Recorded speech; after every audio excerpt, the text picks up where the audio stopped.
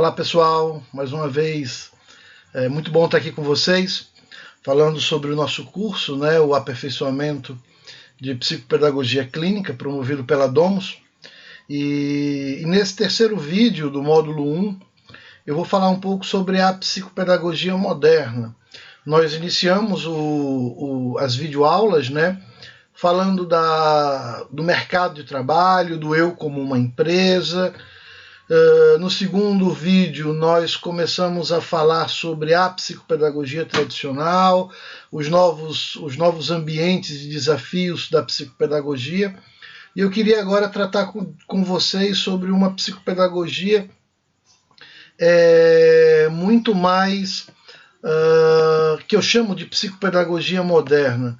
Na verdade, ela é a psicopedagogia, não deixa de ser a psicopedagogia que nós conhecemos, que nós fizemos pós-graduação, porém, a abordagem utilizada dentro do processo ela é diferenciada. Alguns poderiam até chamar de neuropsicopedagogia, assim como tem a psicologia e a neuropsicologia, alguns poderiam chamar de neuropsicopedagogia. Eu não gosto muito desse nome, eu acho que psicopedagogia moderna se encaixa melhor, porque ela está muito mais atual diante dos desafios, diante das queixas, diante das demandas contemporâneas que nós temos hoje. Então, inicialmente, digo com muito saudosismo, que eu lembro da Alicia Fernandes, numa entrevista que eu fiz com ela em Maceió, durante um evento, e a Alicia era uma pessoa que era uma referência muito grande. Eu acho que ela sempre esteve à frente do seu tempo, e ela tinha uma visão da psicopedagogia atrelada à própria psicanálise, atrelada à psicologia, que era muito forte. E isso me encantou muito dentro da fala dela, que ela dizia algumas coisas que funcionavam hoje não funcionam mais e a gente tem que repensar. Dentro da própria psicopedagogia nós temos as questões de hipoassimilação, hiperacomodação. Quem estudou isso nesses modelos de aprendizagem sabe do que eu estou falando, hipo-hipo, hiper-hipo, hiper-hiper. Então a Alice dizia assim, olha gente, isso não dá mais para a gente avaliar como a gente avaliava há 50 anos atrás, porque eu dizia que uma criança, ao transformar uma bola num robô, ela está descaracterizando esse objeto. E ela dizia, e os Transformers? E hoje os carros se transformam num robô. Isso não seria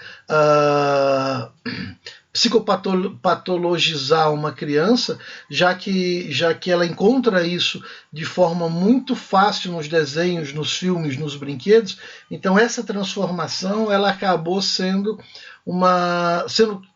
merecendo ser revista, ao meu ver, e ao olhar da Alicia, diante dessa demanda de que a gente tem que repensar alguns pontos, repensar algumas ideias, para que a gente possa fazer uma psicopedagogia muito mais baseada em evidências.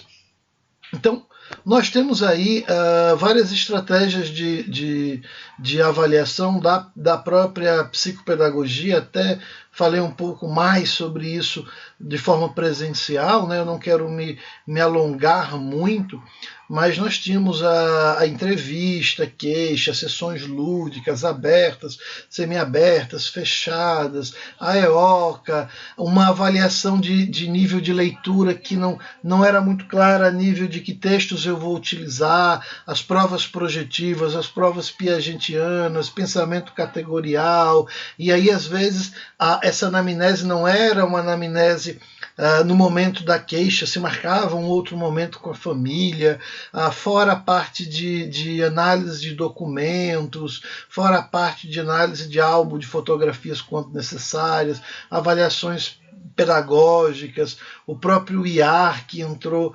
posteriori para avaliar as competências de alfabetização, análise do material escolar e as observações de hora do jogo e outras coisas. Isso aí a gente tinha um quadro para uma avaliação bem tradicional, uma avaliação que era extremamente longa. E hoje a gente tem eu até acrescentaria hoje, antes de gravar esse vídeo, eu fiquei pensando, eu acrescentaria mais um ponto para servir como base a essa psicopedagogia moderna. Eu tenho que conhecer de psicanálise, eu tenho que conhecer de psicologia, eu tenho que conhecer de neurociência, e eu acho que hoje, para o nosso olhar clínico, nós temos que conhecer muito, mas muito mesmo, da parte da neuropsicologia. Eu faço também uma pós na área de neuropsicologia, e essa pós, mesmo dentro dos meus estudos já de neurociência no Instituto do Cérebro, das minhas pesquisas com o professor Siddhartha Ribeiro e a professora Janaína, eu tenho estudado muito essa área da neuropsicologia, e cada vez que eu estudo, mais eu vou transformando as minhas ações. Então, eu queria começar com vocês mostrando alguns instrumentos que nós vamos utilizar no curso, que servem de referência para alguns padrões avaliativos, certo? Alguns testes que são parametrizados, como nós chamamos. Então eu tenho teste de desempenho escolar, eu tenho escalas motivacionais, eu tenho algumas avaliações de funções executivas que têm um enfoque neuropsicológico, mas que são abertas e nós podemos utilizar também, avaliação de atenção por cancelamento, avaliação de trilhas, dentre outros. Eu tenho alguns testes de avaliação de compreensão leitora que são muito importantes, principalmente na seleção de textos, porém a adaptação desse material ela é uma adaptação muito mais psicopedagógica. A observação ela não é do campo psicológico como o teste se propõe, mas ela é uma avaliação muito mais de observação psicopedagógica. Além do teste do ALMA, né, que se desenvolve muito a nível de base de pesquisa, que verifica a capacidade de memória operacional e memórias de curto prazo. Fora isso, nós temos as próprias avaliações subjetivas, nós temos os jogos, nós temos testes de raciocínio lógico-matemática, nós temos testes projetivos de escrita, nós temos testes projetivos de jogos, que são testes muito interessantes que nós vamos ver também ao longo do nosso curso. Tirando tudo isso, eu também vou inserir dentro da bateria de testes alguns testes neuropsicológicos abertos. Na verdade, não são nem testes, são instrumentos, são atividades que nós falamos, mas que têm um potencial avaliativo fantástico. Muitas não são normatizadas, mas eu consigo fazer uma avaliação subjetiva extremamente interessante em muitos casos. E aí nós temos, dentro do processo de aprendizagem, alguns influenciadores que nós devemos perceber que tem que ser muito claro. Nós temos que ter uma mudança de olhar, de escuta e de ação psicopedagógica. Eu foquei muito nesses 3 pontos durante o momento presencial. Em alguns momentos cognitivos, o cérebro ele pode influir no comportamento, na mente, vamos dizer assim, da mesma forma que em alguns momentos esse comportamento pode influenciar no cognitivo. Então, se eu paro para pensar a nível de perspectiva, o que mais influencia nesse momento? É o cérebro que influencia esse cognitivo, esse comportamento que é influenciado pelo cognitivo, ou esse cognitivo que influi esse comportamento. Então, quando eu falo esse comportamento, estou me referindo de certa forma também a essas questões emocionais. Ok? Então a gente tem que descobrir o que vem primeiro e o que é mais importante de ser investigado. De uma visão geral, né, até falei um pouco sobre isso, da importância de um bom rapport, de uma importância de uma anamnese bem feita, da definição, de ser clara a definição dos objetivos da avaliação, do planejamento, das estratégias, das hipóteses. Tudo isso aí são coisas que nós vamos trabalhar muito a partir do 2º módulo, ok? Então eu tenho aí, dentro das novas perspectivas para essa psicopedagogia moderna, alguns pontos que são interessantes. A própria avaliação clínica, que pode ser uma avaliação de extrema meio que uma avaliação tradicional psicopedagógica em 10, 12 sessões. Hoje nós temos utilizado muito a parte de triagem, né? Utilizando uma avaliação reduzida, mas muito mais específica para determinados casos, principalmente quando eu tenho uma anamnese bem feita e quando eu já imagino o que pode ser. Eu já crio hipóteses muitas vezes até mais seguras, somente por uma investigação, porque a anamnese foi muito bem feita. Isso é muito importante. Nós temos também as próprias remediações psicopedagógicas, que é ao identificar as habilidades cognitivas e neurocognitivas que precisam ser trabalhadas, quando eu começo a estimular essa área, eu não faço só uma intervenção, mas eu faço uma remediação específica dentro das habilidades que eu preciso trabalhar. Nós temos também os próprios processos de estimulação neurocognitivos, estimular as funções executivas, memória, controle inibitório, planejamento, flexibilidade, raciocínio, dentre outros. Então, isso aí são as novas demandas psicopedagógicas que nós encontramos dentro da clínica e que nós vamos levar mais adiante nos próximos módulos. A primeira questão, dentro desse processo de avaliação, é pensar em alguns pontos. Primeiro ponto é fazer uma queixa inicial e uma anamnese, normalmente eu faço no mesmo momento, muito bem feita. Esse processo normalmente leva em torno de 1 hora. E eu tenho que ter ou essa anamnese estruturada ou ela aberta, depende muito da experiência do profissional e de como ele vai conduzir esse trabalho. E eu vou citar alguns exemplos dentro do consultório a partir do próximo módulo. Nós temos terminando essa anamnese, antes de começar a própria avaliação ou a triagem, eu já tenho que ter as minhas hipóteses diagnósticas. Quais são os possíveis transtornos ou déficits de habilidade, o que eu vou planejar para verificar dentro de cada caso. Porque nós temos alguns instrumentos que são padrões, mas a partir desses instrumentos eu vou inserindo outros instrumentos para poder contemplar melhor essa avaliação. Nós aí vamos para a execução desse planejamento e para as reanálises. Pode ser que dentro de um planejamento, ou dentro da execução desse planejamento, eu necessite reavaliar ou trazer outros instrumentos.